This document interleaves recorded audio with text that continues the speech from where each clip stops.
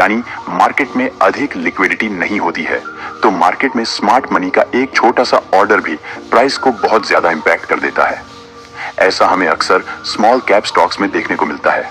Small cap stocks वे होते हैं जो छोटी कंपनियों के होते हैं, जिनकी मार्केट वैल्यू या मार्केट कैपिटलाइजेशन छोटी होती है, आमतौर पर 500 करोड़ से 5000 करोड़ के बीच। ये कंपनियां विकास के शुरुआती दौर में होती हैं, इसलिए इनमें तेजी से बढ़ने की संभावनाएं होती हैं। लेकिन इन स्टॉक्स में रिस्क भी ज्यादा होता है, क्योंकि ये शेयर्स ज्यादा उतार चढ़ाव वाले होते हैं और इन्हें बेचने या खरीदने में कभी कभी काफी मुश्किल हो सकती है, क्योंकि स्मॉल कैप स्टॉक्स की लिक्विडिटी काफी कम होती है। मतलब है कि इन शेयर्स को खरीदने और बेचने वाले लोग कम होते हैं। अगर आप इन शेयर्स को एक बार में ज्यादा क्वांटिटी में खरीदना या बेचना चाहें तो इसके प्राइस पर असर पड़ सकता है। इसलिए इन स्टॉक्स में प्राइस को मैनिपुलेट करके स्टॉप लॉस हंटिंग करना मुश्किल हो सकता है। बाकी Nifty, bank Nifty, fine Nifty etcetera में लिक्विडिटी की कोई कमी नहीं होती। Stop loss hunting strategy fail होने का हमारा दूसरा रीजन है अनएक्सपेक्टेड न्यूज और इवेंट्स। कभी कभी ऐसी न्यूज या अनाउंसमेंट्स आती हैं जो मार्केट को बहुत तेजी से मूव कर देती हैं, जैसे कोई economic report, government policy change या कोई नेचुरल डिजास्टर। ऐसे समय पर मार्केट एकदम अनप्रिडिक्टेबल हो जाता है, और अगर हम इस समय अपनी stop loss hunting strategy plan किए हुए होते हैं तो वह भी फेल हो सकती है, क्योंकि न्यूज के इंपैक्ट के कारण प्राइस डायरेक्शन इंस्टेंटली चेंज हो जाता है। कुछ इवेंट्स जैसे central bank meetings, earnings reports या इलेक्शंस मार्केट में हाई वॉलेटिलिटी ला देते हैं। हाई वॉलेटिलिटी का मतलब है कि प्राइस बहुत तेजी से ऊपर या नीचे मूव कर सकता है। ऐसे कंडीशंस में मार्केट स्ट्रक्चर बिल्कुल चेंज हो जाता है और जो जोन्स या लेवल्स हम अपनी स्टॉप लॉस हंटिंग स्ट्रेटजी के बेस पर आइडेंटिफाई किए हुए होते हैं, उनका इंपॉर्टेंस कम हो जाता है।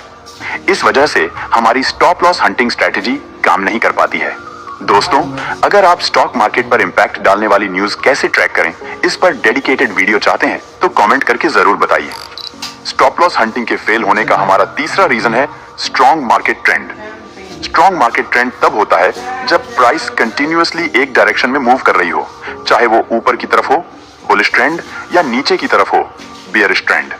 ऐसे ट्रेंड में मार्केट का मोमेंटम बहुत स्ट्रॉन्ग होता है और प्राइस बिना रुके अपनी डायरेक्शन में आगे बढ़ रही होती है।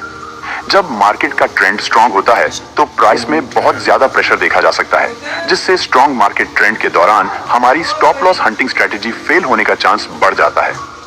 मान लीजिए यहाँ मार्केट स्ट्रॉन्ग ट्रेंड में है और अपसाइड मूव कर रही है और प्राइस यहाँ पर एक पुल बैक दे देती है। अब जब प्राइस पुल बैक देने के बाद फिर से अपसाइड जाती है और इस वाले हायर हाई को ब्रेक करती है, तो बहुत सारे रिटेलर्स यहाँ पर बाइंग कर लेते हैं। अब प्राइस यहाँ से अपसाइड जाती है और यहाँ पर एक रेड कैंडल बना देती है। कई रिटेलर्स सोचते हैं कि प्राइस यहाँ पर एक पुल बैक दे रही है और प्राइस उन बायर्स के स्टॉप लॉस को हिट करने जरूर जाएगी जिन्होंने इस हायर हाई के ब्रेकआउट पर बाइंग की है। ये सोचकर कई रिटेलर्स यहां से सेल कर देते हैं और अपना टारगेट यहां कहीं तक रख लेते हैं। अब देखिए, प्राइस यहां पर एक या दो इस तरह की कैंडल्स बनाती है और फिर से अपसाइड चली जाती है, जिससे हमारी stop loss hunting strategy fail हो जाती है। ऐसा यहां पर सिर्फ इसलिए होता है क्योंकि यहां पर मार्केट ट्रेंड बहुत स्ट्रॉन्ग है। ऐसा हमेशा नहीं होता। ऐसा 10 में से 2-3 बार ही होता है कि हमारी stop loss hunting technique fail हो जाती है। मुझे उम्मीद है कि आपको सब कुछ बहुत अच्छे से समझ आ रहा होगा।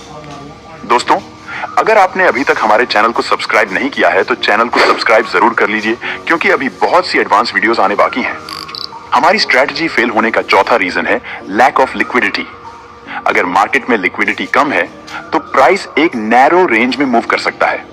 लो लिक्विडिटी के टाइम पर stop loss hunting strategy fail हो सकती है, क्योंकि प्राइस लो लिक्विडिटी के समय पर लिक्विडिटी क्रिएट करने के लिए कंसोलिडेशन फेज में चली जाती है, और इस कंडीशंस में चाहे जो स्ट्रेटजी यूज कर लें, हमारी स्ट्रेटजी फेल होने का चांस बहुत अधिक रहता है। सो गाइस, ये थे हमारी स्टॉप लॉस हंटिंग फेल होने के कुछ इंपॉर्टेंट रीजंस, जिनकी वजह से कई बार हमारी stop loss hunting strategy fail हो जाती है। मुझे उम्मीद है कि आपको सब कुछ अच्छे से समझ आ गया होगा। अगर आपने अभी तक वीडियो को लाइक और चैनल को सब्सक्राइब नहीं किया है तो वीडियो को लाइक करके चैनल को सब्सक्राइब जरूर कर लीजिए। तो मिलते हैं इसी के साथ एक नई धमाकेदार वीडियो में।